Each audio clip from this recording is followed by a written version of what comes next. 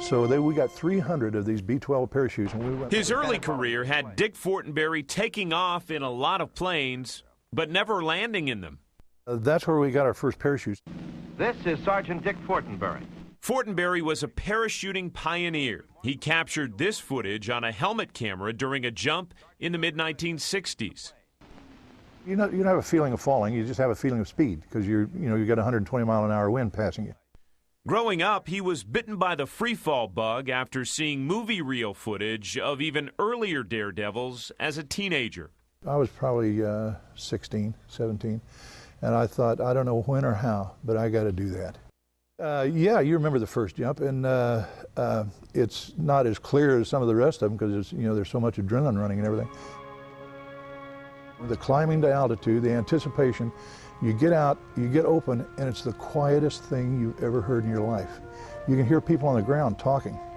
I used to tell everybody my first 5 jumps were night combat jumps because I had my eyes shut and they had to fight me to get me out of the aircraft.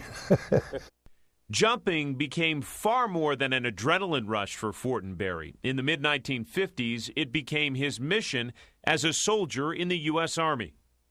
In our day, we were pioneering. We were just starting things, just trying things. We were known as the U.S. Army Parachute Team, officially. And they tinkered with cutting-edge chute designs that included lots of trial by flight and fall. You cut a hole in the back of it to make it go forward a little bit, and it'd do a 360-degree turn, And we did some pretty wild things back in those days.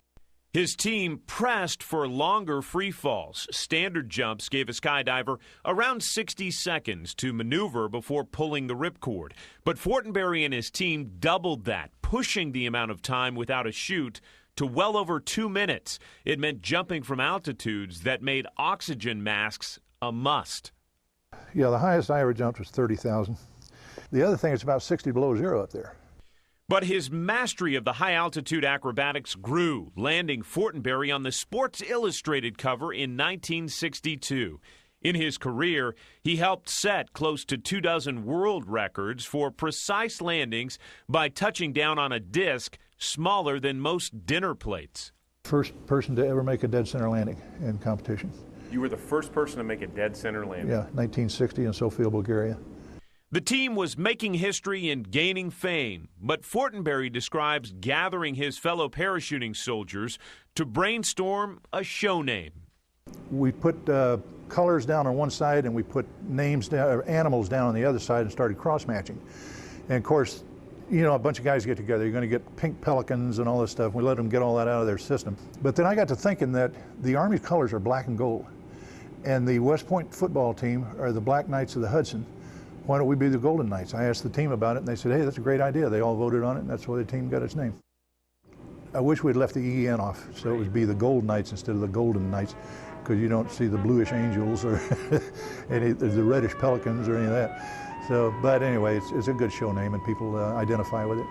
Fortenberry recorded that memory and many others in his book, No ETA, short for Estimated Time of Arrival.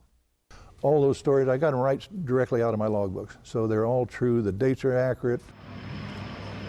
The modern-day mission of the Golden Knights is to support Army recruiting and public relations. I think they're probably the best young men and women that the military can put out. Proud words from an original who helped turn a hunt for thrills into a military mainstay.